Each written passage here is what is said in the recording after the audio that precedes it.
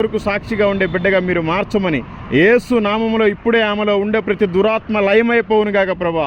యేసు నామములో ఇప్పుడే ఆమెలో ఉండే ప్రతి సైతాను శక్తి నశించిపోవును గాక ప్రభా. యేసు రక్తమే జయం, సిలువ రక్తమే జయం ప్రభా. మీరే కృప చూపి సహాయం దయచేయమని యేసు నామములో అడిగి వేడుకొనుచున్నాము తండ్రి. ఆమెన్. Thank you. నీకు ప్రార్థన చేస్తే నెత్తి మీద కొంగేసుకోవాలని కూడా తెలుసు, కానీ పాపం చేస్తే యేసయ్య మరి నన్ను నరకంలో వేస్తాడని నీకు తెలియట్లా. తెలుసుకో, బాగుంటుంది. సరేనా? ఈ లోకం అయితే శాశ్వతం కాదు. ఏ రోజు నీ చివరి ప్రయాణమో తెలియదు. ఆ రోజు నువ్వు చచ్చిపోతే పైన రెండే. ఇక్కడ చాలామంది కస్టమర్స్ కనపడతారు, లారీలు, ఆటోలు, జనాలు చాలామంది కనిపిస్తారు. కానీ చచ్చిపోయిన తర్వాత రెండే, స్వర్గం, నరకం, ఇంకేముండవు. నీ ప్రయాణం నరకం దగ్గరికి తీసుకుపోయిన తర్వాత నరకంలోకి వెళ్ళిపోమంటాడు ప్రభు. నేను ఎందుకు పోతాను ప్రభు, నేను నమ్ముకున్నాను, ఆ టెంపుల్కి వెళ్ళాను, ఈ టెంపుల్కి వెళ్ళానంటే కుదరదు. ఆయన రక్షణలో మనం ఉండాలి. సరేనా? తెలుసుకో, చాలా బాగుంటుంది. నీకు రోజు 3,000 కాదమ్మా, 30,000 వచ్చినా నీకు సంతోషం, తృప్తి ఉండదు. యేసు ప్రభు నీ లోపల ఉంటేనే నీకు తృప్తి. సరేనా?